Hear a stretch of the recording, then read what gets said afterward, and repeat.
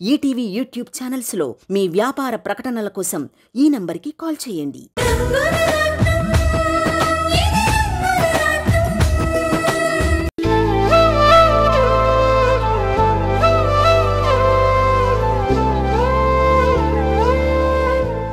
అక్క, ఈ మధ్య జగపతి మన కంపెనీ చుట్టుపక్కల కనిపించట్లేదు కాబట్టి ప్రశాంతంగా జరుగుతుంది కదా వర్క్. తప్పంజీ, అలా మాట్లాడకూడదు. ఆయన రాధాగారి తండ్రి, ఆయనకి మర్యాద ఇచ్చి మాట్లాడాలి. ఊరుకో అక్క, రాధాలో ఉన్న మంచి లక్షణాల్లో ఒకటున్నా నేను మర్యాద ఇచ్చేవాణ్ణి. కానీ లేదే, ఆయన కష్టాల్లో ఉన్నప్పుడు ఆదరించింది నువ్వు, ఆదుకున్నది నువ్వు. నష్టానికి హోటల్ నమ్మి జైలు నుంచి విడిపించింది నువ్వు.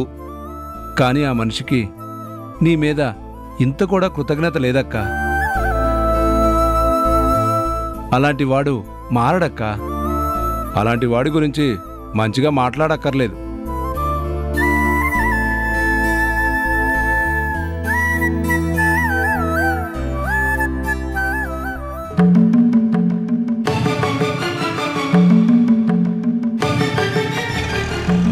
అన్నా, ఆటో ఆపండి. ఇక్కడెందుకు? దిగరా. ఎందుకక్కా?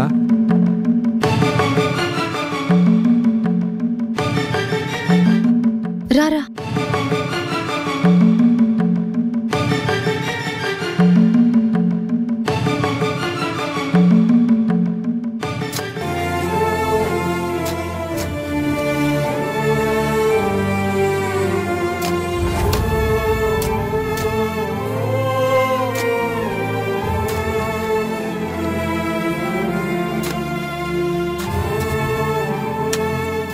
సార్,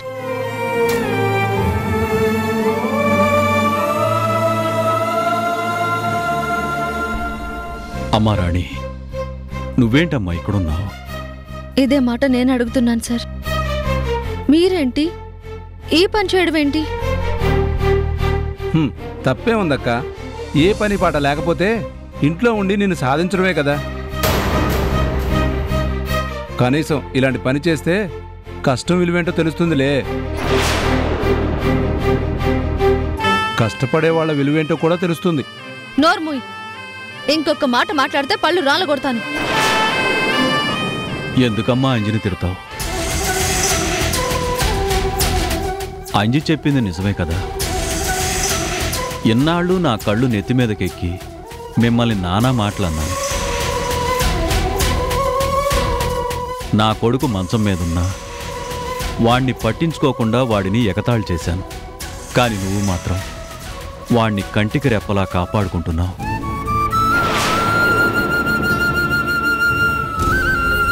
మేము రోడ్డు మీద పడినప్పుడు అందరూ మమ్మల్ని చూసి నవ్వారు. నేను నోరు తెరిచి కొంచెం నీడనివ్వు అని నా స్నేహితుడిని అడిగితే వాడు నన్ను ఎగతాళి చేశాడు. కాని నువ్వేనమ్మా ఇంటికి తీసుకొచ్చి అన్నం పెట్టి అమ్మలా చూసుకున్నావు. అయినా నా కళ్ళు తెరుచుకోలేదు. నీ ఉప్పు తింటున్నానన్న విశ్వాసం కూడా లేకుండా నిన్ను ఎన్నో మాటలన్నాను. చివరికి ఫ్యాక్టరీ నుంచి కూడా గెంటేయాలి అనుకున్నాను. కాని నువ్వు మంచిదానివి కాబట్టి ఆ దేవుడు నీ వైపే నిలబడ్డాడు. నేను చెడ్డవాడిని కాబట్టి నా దుస్థితి ఇలా తీసుకొచ్చాడు. లేదు సార్, మీరు చేసిన తప్పేంటో మీరు తెలుసుకున్నారు. అంతకు మించిన ప్రాయశ్చిత్తం ఇంకేముంటుంది? కానీ ఎంతో గొప్ప బతుకు బతికిన మీరు ఇలా ఎండలో కూలి పని చేస్తూ ఉంటే మాత్రం నేను చూస్తూ ఊరుకోలేను సార్. మీరు ప్రశాంతంగా మా ఇంట్లో ఉండండి, అంతేకాని ఇలా కష్టపడకండి. లేదమ్మా, ఎవ్వరి మీద ఆధారపడకూడదని రాధకు నువ్వే నేర్పించావు. నీ ఆదర్శంతోనే వాడు నా పేరు కూడా వాడకుండా ఆ ఫ్యాక్టరీని సంపాదించగలిగాడు. ఇప్పుడు నేను కూడా కష్టపడకుండా ఒక్క మెతుకు ముట్టకూడదని నిర్ణయించుకున్నాను. ఏంటి, ఏం చేయకుండా అలా నిలబడున్నారు? ఏంటయ్యా పని మానేసి ఏంటా మాటలు? ఏయ్, ఆయనేంటో ఆయన స్థానం ఏంటో తెలుసుకుని మాట్లాడండి. ఇక్కడ పని చేయాల్సిన కర్మ ఆయనకి లేదు. మాతో రండి సార్. నువ్వు వెళ్ళమ్మా, నేను వస్తాను. పర్వాలేదు, రండి సార్. పదంజీ. మీరు పని చేయండి, పని చేసుకోండి.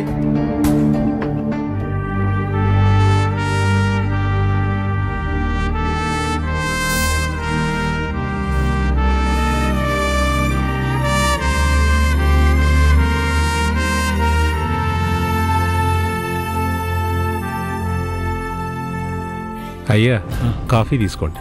అయ్యో, నువ్వెందుకు తెచ్చావు నారాయణ? మా అందరికీ అన్నం పెట్టడానికి ఇంత పెద్ద ఆశ్రమం కట్టారు. మీ కడుపు నిండింది కదా అని మా ఆకలి గురించి మీరు ఆలోచించడం మానేశారా బాబు?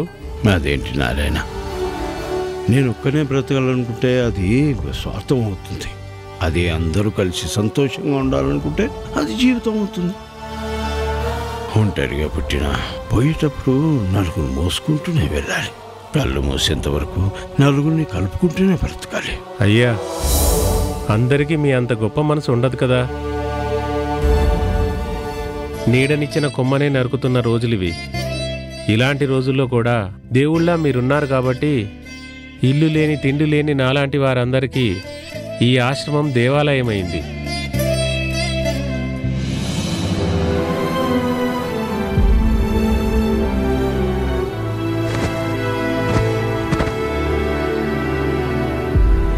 బాబాయ్, ఎందుకు ఇలా అన్నం పారేస్తున్నావు? రాత్రి తినలేదు నారాయణ. రాత్రి తినకపోతే పొద్దున్నే చద్దెన్నోలా తినాలి. రాత్రిది పొద్దున్నే ఎలా తింటారు?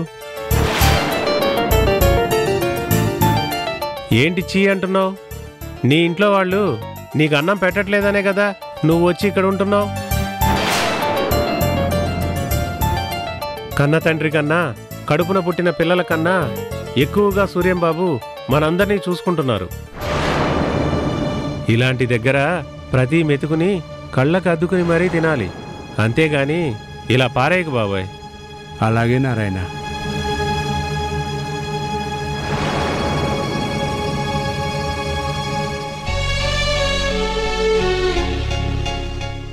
చూసారా సార్, నారాయణ ఎంత బాధ్యత తీసుకుంటున్నాడు.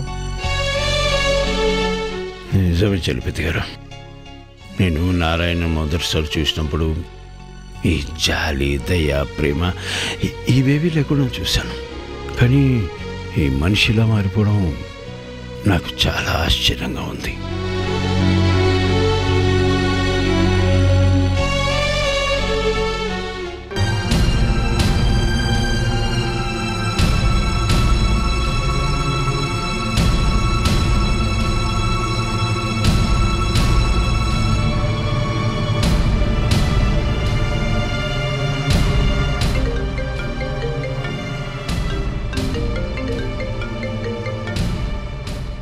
హలో, చెప్పు నారాయణ. అమ్మ, మీరు చెప్పినట్టే సూర్యం గారి ముందు ఆశ్రమంలో అందరి బాధ్యత నేనే తీసుకుంటున్నట్టు మాట్లాడానమ్మా. సూర్యం నమ్మాడా మరి? నమ్మేశారమ్మా. ఒకప్పుడు నెత్తురు తాగే ఈ నారాయణ ఇప్పుడు ఇలా మారిపోయాడు, నాకు చాలా ఆనందంగా ఉంది అన్నారమ్మా. మంచిది నారాయణ, నువ్వు సూర్యం దృష్టిలో ఎప్పుడూ మంచివాడుగానే ఉండు. నీ మీద చిన్న అనుమానం కూడా రాకూడదు. భలేవారమ్మా, నా సంగతి మీకు తెలుసు కదా. సూర్యం సంగతి నీకు పూర్తిగా తెలీదు. చిన్న వాసన పసిగట్టినా మొత్తం కథ చెప్పేస్తాడు. మన ప్లాన్ మొత్తం ఫెయిల్ అవుతుంది. నమ్మకం మంచిదే, మరీ అతి నమ్మకం పెట్టుకుంటే మొదటికే మోసం వస్తుంది. జాగ్రత్తగా ఉండు. అలాగేనమ్మా. ఎప్పటికప్పుడు ఫోన్ చేసి విషయాలు చెప్తూ ఉండు. సరేనమ్మా, ఉంటాను. సరే.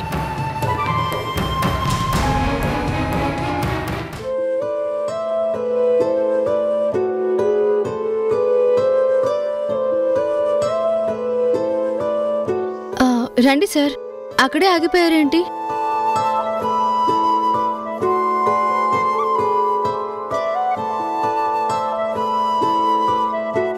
రండి సార్. అదేంటమ్మా, నువ్వు అంజీ ఫ్యాక్టరీకి వెళ్ళారు కదా, అప్పుడే వచ్చేసారేంటి?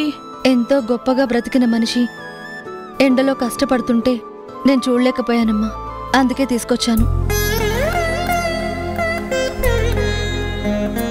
ఎండలో కష్టపడ్డావేంటి రాణి? అర్థం కాలేదా? మీ నాన్నగారు కూలి పనులు చేస్తూ నాకు కనిపించారు.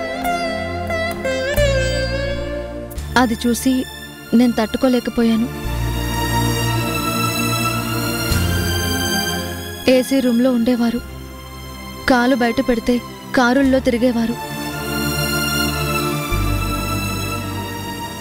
పరిస్థితులు తిరగబడ్డాయి. ఆ వైభోగం పోయినా ఉన్న దాంట్లో ఉన్నంత వరకు మనం ఆయనని బాగానే చూసుకుంటున్నాం కదా. అలాంటి ఆయన ఈరోజు అలా కూలి పనులు చేస్తూ కనిపించేసరికి నేను తట్టుకోలేకపోయానండి.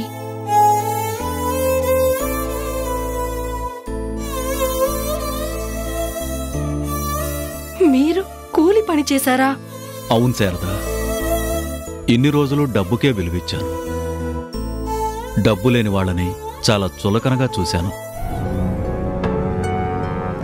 కానీ నేను గౌరవించిన డబ్బు నన్ను కాపాడలేదు. నేను అవమానించిన రాణియే నాకు అన్నం పెట్టింది, ఉండటానికి నీడనిచ్చింది.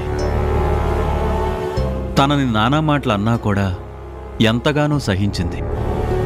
అంత గొప్ప మనసున్న అమ్మాయిని చూసి నా మీద నాకే అసహ్యం వేసింది. అందుకే తనకి భారంగా కూర్చొని తినకూడదనుకున్నాను. అందుకే కూలి పని చేస్తున్నాను. మీరేనా అండి ఇలా మాట్లాడుతుంది? ఏం శారదా, నేను మనిషినే కదా, మారతాను అని నమ్మకంతోనే కదా మారండి అని చెప్పేదానివి. మారితే ఎందుకలా ఆశ్చర్యపోతున్నావు? నానా, మీలో ఈ మార్పు నిజంగా వస్తే చాలా సంతోషం. కష్టపడే వాళ్ళని చులకనగా చూసే మీరు కష్టపడితేనే ఆ కష్టం విలువేంటో మీకు తెలుస్తుంది. కష్టపడి రాణి, ఎందుకు అనవసరంగా తీసుకొచ్చావు? నేను అదే చెప్పాను రాధా. ఇన్నాళ్ళు అందరినీ మాటలు అంటూ మనుషుల్ని బాధ పెట్టేవారు కదా, మరిప్పుడు పనిచేస్తుంటే ఎందుకు ఆపడం అని. కానీ అక్కే నా మాట వినలేదు. నువ్వు నోరు మీరా. ఏంటండి మీరు కూడా అలా మాట్లాడుతున్నారు? కూలి పనులు చేసుకోవాల్సిన అవసరం ఆయనకేముంది? ఆయనను చూసుకోవడానికి మనమందరం ఉన్నాం కదా. లేదమ్మా, పోషించే గొప్ప మనసు నీకున్నా సాధించుకు తినే ఈ జగపతి ఇప్పుడు నాలో లేడు. మిమ్మల్ని అందర్నీ పోషించే శక్తి ఇప్పుడు నాలో లేకపోయినా కనీసం నేను తినే తిండినైనా పనిచేసే సంపాదిస్తాను. దయచేసి కాదనకండి. మీరు పని చేయకుండా ఉండలేను అంటే ఫ్యాక్టరీ పనులు చూసుకోండి సార్. ఏం మాట్లాడుతున్నావు రాణి? ఆయనకి ఫ్యాక్టరీ బాధ్యతలు అప్పగించడం ఏంటి? వద్దు. ఏంటండి అలా మాట్లాడుతున్నారు? ఆయన ఏమైనా పరాయి మనిషా? మీ నాన్నగారు కదా. ఆయనకి ఫ్యాక్టరీ బాధ్యతలు అప్పగిస్తే అందులో తప్పే ఉంది. మర్చిపోయావు రాణి, నేను హాస్పిటల్లో ఉన్నప్పుడు ఇంకెందుకు పనికిరాను అని నన్ను వెక్కిరించిన పెద్ద మనిషి ఆయన. నిన్ను ఫ్యాక్టరీలో అడుగు పెట్టనివ్వకుండా ఫ్యాక్టరీకి తాళం వేసిన గొప్ప మనిషి ఆయన. అది ఆయన నిజస్వరూపం. ఈ పని చేస్తే నువ్వు కరిగిపోతావు అని తెలుసు కాబట్టే ఈ కొత్త నాటకం ఆడుతున్నారు. నువ్వు అస్సలు నమ్మద్దు.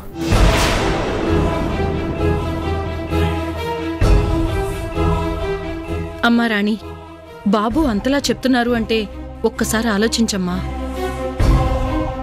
అంతేనమ్మా, నాలాంటివాడు మారాడు అంటే ఎవ్వరూ నమ్మరు.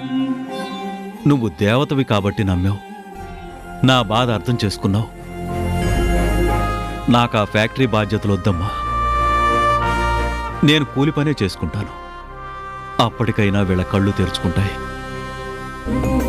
వద్దు సార్, ఎవరు నమ్మినా నమ్మకపోయినా నేను మిమ్మల్ని నమ్ముతున్నాను. రేపటి నుంచి ఫ్యాక్టరీ బాధ్యతలు మీరు చూసుకోండి సార్. ఇది నా మాట. సార్ కాదమ్మా, మామయ్య అని పిలువు. వీళ్ళలాగే నేను కూడా నీ మాటను కాదనలేనమ్మా.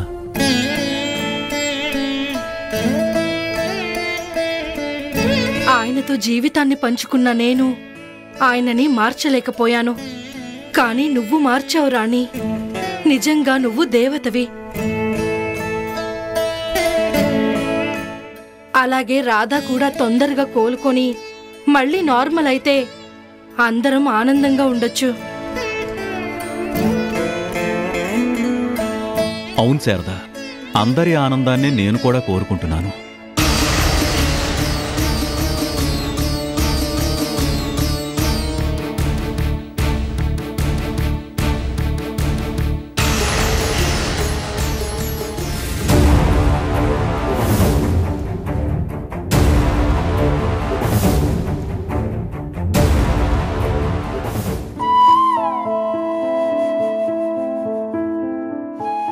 రఘు, మీ ఇద్దరి విషయంలో అప్పుడు నేను చాలా మూర్ఖంగా ప్రవర్తించాను. మిమ్మల్ని దూరం చేసుకుని నేను చాలా బాధపడ్డాను, మిమ్మల్ని బాధ పెట్టాను. సమంతని పెంచుతున్నప్పుడు తను కన్నీళ్లు పెట్టుకునే చిన్న అవకాశం కూడా ఇవ్వకూడదు అని ఎంతో అపురూపంగా పెంచాను.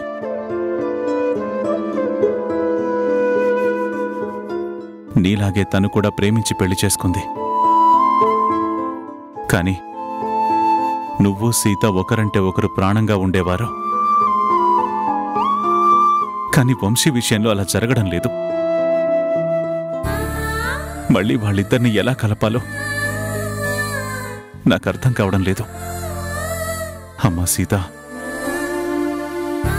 నీ కూతురు జీవితం నాశనం చేయడానికి నీ కన్న తండ్రే పూనుకోవడం చాలా ఆశ్చర్యంగా ఉందమ్మా. సూర్యం వంశీని తన వైపుకు తిప్పుకున్నాడు. ఇక్కడ సమంతకి దూరం చేస్తున్నాడు. అందుకే ప్రాణ స్నేహితుణ్ణి కూడా ఎదిరిస్తున్నాను. సమంతని వంశీని ఎలాగైనా కలిపి తీరుతాను. అన్నయ్య, ఏంటన్నయ్యా వాళ్ళ ఫోటోలు చూసి బాధపడుతున్నారు? దూరం అయిపోయారనా? వాళ్ళు దూరమయ్యారన్న బాధ నా ఊపిరి ఆగిపోయే వరకు నా గుండెల్లోనే ఉంటుందమ్మా. కాని వాళ్ల కూతురు విషయంలో నేనేమీ చేయలేకపోతున్నానని వాళ్ళకి చెప్పుకుంటున్నాను. మీరు ధైర్యంగా ఉండండి అన్నయ్య. మీలాంటి వాళ్ళకి ఎప్పుడూ చెడు జరగదు. అయినా నేనున్నాను కదా. మీరు బాధపడే పరిస్థితి వస్తే ఎవరినైనా ఎదిరిస్తాను. అన్నయ్య, ఈ ఫైల్ చాలా ఇంపార్టెంట్. మీరు మొత్తం ఒకసారి చెక్ చేసి సంతకం పెట్టండి. ఇటివమ్మా, సంతకాలు పెట్టిస్తాను. అన్నయ్య, ముందు ఇందులో ఏముందో చదివి సంతకం పెట్టండి. తర్వాత ఏ సమస్య రాకుండా ఉంటుంది. అమ్మా మహి, ఒకప్పుడు మోసం చేసిన నువ్వు ఇప్పుడు మారిపోయి ఇంతలా అభిమానిస్తున్నావు. ఒకప్పుడు అభిమానించే నా స్నేహితుడు మారిపోయి ఇప్పుడు మా కుటుంబం మీద కత్తి కట్టాడు. అన్ని విషయాలు చూసుకుంటావనే నమ్మకం నాకుందమ్మా. అయినా చెక్ చేసే మూడు నాకు లేదు. సమంత వంశీ ఒకటయ్యే వరకు నేను ఈ బిజినెస్ల గురించి ఏమీ పట్టించుకోలేను. మొత్తం సమంతే చూసుకుంటుంది. నా స్థానంలో నువ్వుండి మంచి మంచి సలహాలిచ్చి బిజినెస్ని ముందుకు నడిపించు. అదేంటన్నయ్య అలా అంటారు? నేనెంత ఉన్నా మీ స్థానం మీదే కదా. శంకర్ గ్రూప్ ఆఫ్ కంపెనీ ఇన్నేళ్లుగా నెంబర్ 1గా ఉంది అంటే కారణం మీరే కదా. ఈ వ్యవస్థని ఇంతలా నిలబెట్టారు. మీరు పడ్డ కష్టానికి ఎవరూ వెలకట్లేరన్నయ్యా. ఎప్పటికీ మీరు ఆ కుర్చీలో చైర్పర్సన్గానే ఉండాలి. ఇదే నా కోరిక. ఆ మాట అన్నవా చాలమ్మా. మన కంపెనీ విషయాలన్నీ నీకు తెలుసు. అందుకే మొత్తం నువ్వే చూసుకోమ్మా. అన్నీ సర్దుకున్నాక అప్పుడు మళ్ళీ నేను చూసుకుంటాను. ఆ ఫైల్ ఇవ్వమ్మా.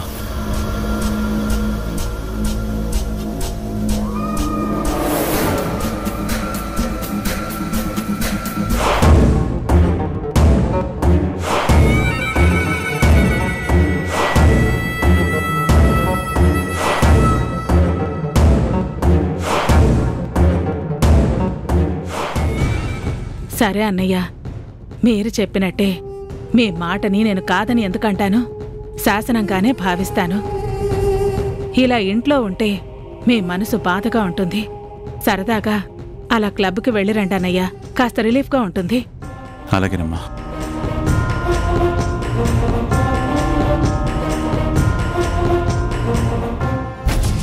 నీ స్థానం నేనుండి నడిపించటం కాదన్నయ్యా, ఆ చైర్మన్ స్థానంలో శాశ్వతంగా కూర్చోవాలనే కదా ఇదంతా చేస్తున్నాను. సమంత జీవితం ఎప్పటికీ సెటిల్ అవ్వదు. మీరు ఆ బాధ నుంచి ఎప్పటికీ బయటపడలేరు. నేను శాశ్వతంగా కుర్చీని సొంతం చేసుకుంటాను.